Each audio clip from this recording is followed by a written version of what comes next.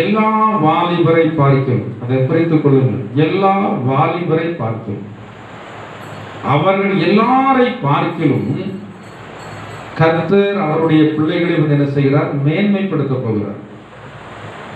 எல்லா வாலிபர்களை போல நீங்க இருக்க முடியாது. அடுத்த வாரம் நீங்க வரும்போது எல்லாரும் நோட்டும் பென்சில் பேனாவும் பண்றோம், எல்லாம் எழுதணும், நீங்க எல்லாரும் எழுதணும். உங்களுக்கு நான் பண்ணுகிற பிரசங்கம் எந்த அளவுக்கு புரிந்திருக்கிறது, எந்த அளவுக்கு அது அப்சர்வ் ஆகியிருக்கிறது என்பதை நான் உங்களுடைய நோட்டை வாங்கி பார்த்தா நான் அறிஞ்சுவிடுவேன்.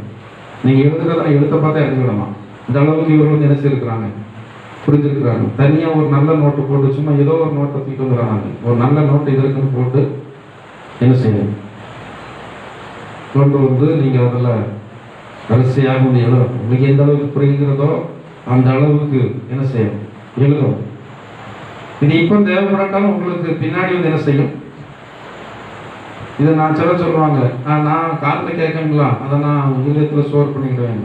அப்படிலாம் எல்லாத்தையும் நம்ம ஸ்டோர் பண்ண முடியாது. சில வேளைகளில் ஆண்டவரே நம்ம இடத்துல பேசுவார். இத்தனை வருடத்திற்கு முன்னாடி இந்த வாலிபர் கூட்டத்தில் என்ன பேசினார்கள் அதை எடுத்து பார்க்க சொல்லி ஆண்டவரே நமக்கு ஞாபகப்படுத்துவார். அப்போ சில காரியங்கள் நமக்கு அதில் இருந்து என்ன செய்யும், கிடைக்கும். எல்லா வாலிபரை பார்க்கிறோம், எல்லா வாலிபரை பார்க்கிறோம் கர்த்தர் அவருடைய பிள்ளைகளை மேன்மையாக என்ன செய்வார், நடத்துவார், மேன்மையாக நடத்துவார். இது ஒரு பிரசங்கத்துக்காக சொல்லப்படுகிற வார்த்தை இல்லை, தேவனுடைய பிள்ளைகளுடைய அனுபவத்தை தான் நான் உங்களுக்கு சொல்லுகிறேன். எல்லா வாலிபரை பார்க்கிறோம் தானியேல், சாத்ராக், மேஷாக், ஆபேத்நேகோ, இந்த 4 பேர். அந்த நாட்களிலே அநேக வாலிபர்கள் இருக்கதான் செய்தார்கள். ஆனால் இந்த 4 வாலிபர்கள் தான் மேன்மை அடைந்தார்கள் என்று சொல்லி வேதத்தில் சொல்லப்பட்டிருக்கிறது. அந்த அதிகாரத்தை நீங்க வீட்டில் போய் வாசித்து பாருங்க. என்னென்ன காரியத்தில் எல்லாம் அவர்கள் மற்றவர்களை பார்க்கிலும் மேன்மையாக இருந்தார்கள் என்றால் அறிவில், சாமர்த்தியத்தில், பலனில் இவர்கள் அவர்களை பார்க்கிலும் 10 மடங்கு சமர்த்தராக இருந்தார்கள் என்று சொல்லி வேதத்தில் சொல்லப்பட்டிருக்கிறது. எல்லா வாலிபர்களையும் ஆண்டு ஒரே மாதிரி நடத்த முடியாது. இந்த சபையிலையும் வருகிறதான எல்லா வாலிபர்களையும் ஆண்டு ஒரே மாதிரி நடத்த முடியாது. தேவன் சிலரை ஆசீர்வதிக்கும்படியாக, மேன்மைப்படுத்தும்படியாகத்தான் அது வேறு பிரித்து கர்த்தர் கொண்டு வருவார். நீங்கள் ஒரு வேறு பிரிக்கப்பட்டதான ஒரு கூட்டம். சபையில் அத்தனை பேர் இருப்பாங்க, அவர்கள் வரவில்லை, நீங்கள் வந்திருப்பீங்க. நீங்கள் ஒரு வேறு பிரிக்கப்பட்டதான ஒரு கூட்டம். அப்ப அவர்களை போல உங்களை நடத்த முடியாது. அவர்களை விட ஆண்டவர் உங்களை எப்படி நடத்துவார், மேன்மையாக நடத்துவார். அவர்களை விட உங்களை மேன்மையாக நடத்துவார். இந்த வாலிப வயது என்பது மிக ஒரு முக்கியமான ஒரு வயது. இந்த வாலிப வயது முக்கியமான வயதாக இருக்கிறபடினால தான் இந்த வாலிபர்களை பிடிக்கும்படியாக சாத்தான் மிகவும் போராடுகிறான். ஆண்டவர் போராடத்தான் செய்கிறார். ஆண்டவர் உங்களோடு போராடுகிறதான போராட்டம் தான் இந்த கூட்டங்களிலே உங்களை ஆண்டவர் கொண்டு வந்திருப்பது. இந்த கூட்டங்களிலே கொண்டு வந்து வைத்துவிட்டு ஆண்டவர் அவர் உங்களை நடத்தும்படியாக உங்களோடு இடைப்படுகிறார். அதே வேளையில சாத்தானும் சிலரை நடத்தும்படியாக அவர்களோடு என்ன செய்வான், போராடுவான். தேவனால் நடத்தப்படக்கூடியவர்கள் தேவனுடைய சன்னிதானத்திலே கடந்து வரும்போது, இப்படிப்பட்ட கூட்டத்திலே கடந்தும் தேவனுடைய வார்த்தையை கேட்கும்போது, சாத்தானால் நடத்தப்படுகிறோம் இப்படிப்பட்டதான கூட்டத்தில் வர சாத்தான் என்ன செய்கிறது இல்லை, அனுமதிக்கிறது இல்லை. ஏனென்றால் தேவனுடைய காரியங்களை ஆழமாக அறிந்து கொள்ளக்கூடாது என்பதில் சாத்தான் மிகவும் கவனமாக இருப்பான். இன்னைக்கு அநேக ஆன்மீக காரியங்களை அறிந்து கொள்ள முடியாததற்கான காரணம் என்னவென்றால், ஜனங்கள் எல்லாருமே மற்ற ஜனங்களை பார்க்கும்போது பொருளாதார நன்மைகள் அவர்களுக்கு இருந்தால் அவர்கள் நன்றாக இருக்கிறார்கள், அவர்கள் நடந்தது போலவே நம்ம நடந்தால் போதுமே, அவர்கள் நன்றாகத்தானே இருக்கிறாங்க, அவர்களுக்கு என்ன குறைத்தல் அப்படின்னு சொல்லி எண்ணி இன்னைக்கு அநேக ஆத்மீக காரியத்தில் நாட்டம் இல்லாதவர்களாகவே மாறிவிட்டார்கள். ஆத்மீக காரியத்தில் அநேகருக்கு நாட்டமே இல்லை. ஞாயிற்றுக்கிழமை மட்டும் ஆண்டுடைய சன்னிதானத்தில் வந்தால் நீங்க எல்லா காரியங்களையும் அறிந்து கொள்ள முடியாது. ஞாயிற்றுக்கிழமை கொடுக்கப்படுகிறதான போதனை என்பது அது பாதிக்கு மேல சுவிசேஷ போதனையாகத்தான் இருக்கும். உங்களை சீர்படுத்தத்தக்கதான போதனைகள் வந்து அதிகமாக ஞாயிற்றுக்கிழமை வந்து என்ன செய்யறது இல்லை, கிடைக்கிறது இல்லை. உங்களுடைய இருதயம் கடிந்து கொள்ளப்படக்கூடியதான விதத்தில் கிடைக்கிறதான போதனை மற்ற கூட்டங்களும் என்ன செய்யறது கிடைக்கிறது. இந்த வாலிபர் கூட்டத்தில் வருகிறவர்களுக்கு வாலிபர்களுக்கான சிறப்பான வார்த்தைகளையே வந்து உங்களுக்கு வந்து என்ன செய்கிறது போதிக்கப்படுகிறது. அநேக அனுபவங்களை எடுத்து அநேக தேவனுடைய பிள்ளைகளுடைய சரித்திரங்களை எடுத்து உங்களுக்கு சொல்லும்போது அது உங்களுடைய இருதயத்துல பலன் செய்கிறதாக கொஞ்சம் சரி இருக்கிறது. எல்லா மனிதர்களை விட நாம் மேன்மையாக இருக்க வேண்டும் என்று நாம் வந்து விரும்புகிறோம். எல்லாருடைய இதயமும் அப்படிதான் இருக்கும். அவர்களோட நாம் மேன்மையாக இருக்க வேண்டும், அவர்களை விட நான் நன்றாக இருக்க வேண்டும், அவர்களை விட நான் அதிகமாக வருமானம் ஈட்ட வேண்டும், அவர்களை விட நான் கனத்திற்குரியவனாக இருக்க வேண்டும் என்றுதான் எல்லாருடைய இருதயமும் வந்து விரும்புகிறது.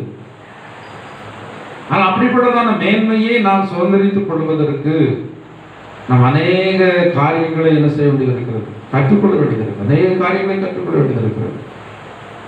இந்த தானியேலோடு சேர்ந்த 3 பேர், மொத்தம் 4 பேர் மற்ற எல்லாரை பார்க்கிலும், அவர்கள் தேசத்தில் இருந்த எல்லா வாலிபரை பார்க்கிலும், அவர்களுக்கு அறிமுகமான எல்லா வாலிபரை பார்க்கிலும், அவருடைய குடும்பத்தில் உள்ளதான எல்லா வாலிபர்களை பார்க்கிலும், அவருடைய உறவினர்களாகி எல்லா வாலிபரை பார்க்கிலும் இவர்கள் எப்படி இருந்தார்களாம்? 10 மடங்கு எப்படி இருந்தாங்க? சமர்த்தராக இருந்தார்கள் என்று சொல்லி சொல்லப்பட்டிருக்கிறது. அறிவில், சாமர்த்தியத்தில், இந்த உலக பிரகாரமான அநேக காரியங்கள் 10 மடங்கு எப்படி கண்டான்? ராஜா பார்க்கிறார், சமர்த்தராக என்ன செய்கிறார் பார்க்கிறார். அதற்கான காரணம் என்ன? இந்த 10 மடங்கு இவர்கள் சமர்த்தராக இருப்பதற்கான காரணம் என்ன? என்ன காரணம்? இன்னைக்கு அநேக தேவனுடைய பிள்ளைகளாக இருந்தால், இயேசு கிறிஸ்து நம்மை அவருடைய பிள்ளையாக ஏற்றுக்கொண்டு விட்டால் நமக்கு எல்லா காரியங்களும் நன்மை உண்டாகும், ஆசீர்வாதம் உண்டாகும் அப்படி நினைத்து இவர்கள் கர்த்தருடைய ஆசீர்வாதத்தை இழக்கக்கூடியதான விதத்தில் நடந்து கொண்டிருக்கிறார்கள். இந்த தானியேல் அவனை சேர்ந்ததான வாலிபர்கள் நல்ல காரியத்துல என்ன எடுக்கக்கூடியவங்க? தீர்மானம் எடுக்கக்கூடியவங்க. நல்ல காரியத்துல தீர்மானம் எடுக்கக்கூடியவங்க. அவர் எடுத்த தீர்மானம் ராஜாவின் போஜனத்தினால் தன்னை தீட்டுப்படுத்தலாகாது என்று சொல்லி தங்களுக்குள்ளே என்ன பண்ணி கொண்டாங்க. இந்த தானியேல் தனக்குள்ளே தீர்மானம் பண்ணி அந்த தீர்மானத்தை மற்ற 3 வாலிபர்களுக்குள்ளே பாஸ் பண்ணுகிறான். இந்த அதிகாரத்தை வாசித்து பார்த்தால் தெரியும். இந்த ஆரம்பம் தானியேல் இடத்துல இருந்துதான் வந்து ஆரம்பமாகிறது. ஆனால் மற்ற 3 வாலிபர்கள் அதற்கு உட்படுகிறார்கள். நல்ல தீர்மானங்கள் வாலிபர்களாகிய உங்களிடத்துல இருந்து மற்ற வாலிபர்களுக்கு போகட்டும் என்று சொல்லி நீங்கள் வந்து என்ன செய்யணும்? விரும்பணும். யாராயிலும் எடுக்கிறதான தீர்மானத்தை நாம் ஏற்றுக்கொள்ள வேண்டும் அப்படி அல்ல. நமக்குள் இருந்து நல்ல தீர்மானங்கள் உருவாகும் போது நம் மூலமாக அநேக வாலிப பிள்ளைகள் அந்த தீர்மானத்திற்குள்ளாக என்ன செய்யணும்? கடந்து வரணும். தேவனுக்காக எடுக்கிறதான தீர்மானங்கள். இன்றைக்கு மாம்ச வைராக்கியத்தினால் அநேக தீர்மானங்கள் அநேகர் எடுக்கிறாங்க. ஆனா மாம்ச வைராக்கியத்தினால் எடுக்கிறதான தீர்மானங்களினால நம்முடைய ஆன்மீக காரியத்திற்கு என்ன கிடையாது? பயன் கிடையாது. ஆன்மீக காரியத்தில் நீங்கள் எந்த அளவுக்கு நீங்கள் மேன்மையுடையவர்களாக இருக்கிறீர்களோ அந்த அளவிற்கு தேவன் உங்களை நேசிக்கிறார். அந்த அளவுக்கு சரீர பிரகாரமான ஆசீர்வாதம் உங்களுக்கு உண்டாகும். தேவ சமாதானம் உங்களை ஆளுகை செய்து என்ன செய்யும்? வாழ்க்கை என்பது மிகவும் கஷ்டமானது. அந்த வாலிபத்தில் தெரியாது. வாழ்க்கை கஷ்டம் என்பது என்ன செய்ய தெரியாது. இந்த கஷ்டத்தினுடைய காலத்தில் நாம் நினைத்துக் கொண்டிருப்போம் நம்ம அம்மா இருப்பாங்க, அப்பா இருப்பாங்க, உடன்பிறந்தவங்க இருப்பாங்க, உறவுகள் இருப்பாங்கன்னு நம்ம அப்படிதான் நினைச்சிட்டு இருப்போம். ஆனால் கஷ்டங்கள் வந்து அதிகமாகும் போது யாரும் நம்மகிட்ட வந்து இருக்க மாட்டாங்க. எல்லாரும் விட்டுட்டு போயிடுவாங்க. எல்லாரும் விட்டுட்டு போயிடுவாங்க. உனக்கு தலையெழுத்து அப்படிதான் அப்படின்னு சொல்லிட்டு போயிடுவாங்க. சொல்லுவாங்க நாங்கள் என்ன செய்ய அவன் தலையெழுத்து அவ்வளோதான். ஆனால் நம்மோடு கூட இருக்கிறவர் ஆண்டவராகிய இயேசு கிறிஸ்து ஒருவர் தான். அப்போ நம்ம வாலிப நாட்களில் நாம எடுக்கிறதான நல்ல தீர்மானங்கள் மற்ற வாலிபர்களை விட நம்மளை 10 மடங்கு மேன்மைக்குரியவர்களாக என்ன செய்யும்? நல்ல தீர்மானங்கள் என்ன? தேவன் விரும்புகிறதா நல்ல தீர்மானங்கள் என்ன? சொல்லுங்க.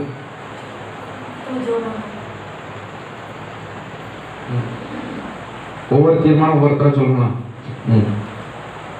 ஒரே தீர்மானம் சொல்லக்கூடாது. என்ன வாய்ப்பு? என்ன?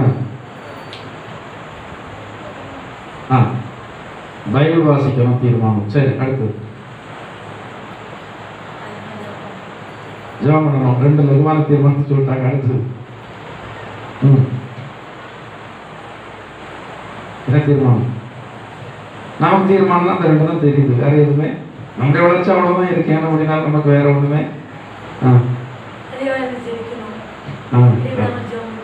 அது ஜெபம்னு சொல்லியாச்சு. சரி,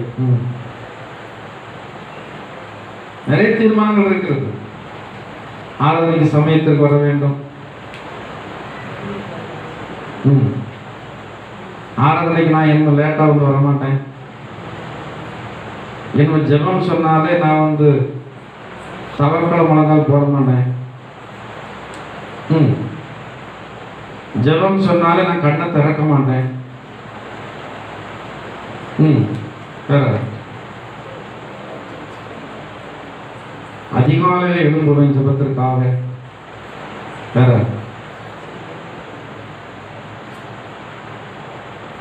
என் கையில் ஆண்டவர் பணம் வந்தால் அதுல ஒரு பகுதி கர்த்தருடைய நாமத்திற்கு மகிமைக்காக என்ன பண்ணுவேன். எவ்வளவு வந்தாலும் சரி, உங்கள் கருத்துல வருகிறது, உங்களுக்கு கொடுக்கப்படுகிறது. அதுல ஒரு பகுதி தேவனுடைய நாமத்திற்கு செலவு பண்ணப்படணும். அது சிறு வயதிலிருந்தே பழக்கப்படுத்த வேண்டியதான காரியம். ஆனா ஏன்னா நம்ம சபையில் உள்ளவங்க அதெல்லாம் வந்து பழக்கப்படுத்தல. என்ன புரியல? அன்னைக்கு இடங்களில் இந்த பிள்ளைகளுக்கு செலவு கொடுக்கறதான காசை கொடுத்துட்டு சொல்லுவாங்க, இதுல வந்து நான் உனக்கு தந்திருக்கிறேன், இது உனக்குரியது, இதுல வந்து கர்த்தருக்குரியதான பங்கு 10ல் 1 இருக்கு, இதை நீ செலவு பண்ணாம ஒன்றில் சேர்த்து வச்சு நீ தேவனுடைய சபையில் பண்ணி பழக்க வைக்கிறான். கர்த்தருடைய காரியங்கள், அந்த கர்த்தருடைய காரியங்களில் இந்த சிறு வயதில் பழக்க வைக்கப்படும் போது அது பின்னாட்களில் ஆசீர்வாதமா இருக்கு. நல்ல தீர்மானங்கள். அது வேற என்ன? ஊழியக்காரங்க சொல்றத நான் ஆலோசனை தட்டம் பண்ண கேட்பேன். என்னது தீர்மானம்? பெற்றோர்களை வேதனைப்படுத்த மாட்டேன், அவங்க சொல்றத வந்து என்ன செய்வேன், கேட்பேன். நிறைய தீர்மானங்கள். கர்த்தருக்கு நான் பயந்து தான் பேசுவேன், பயப்படாமல் என்ன செய்ய மாட்டேன், பேச மாட்டேன்.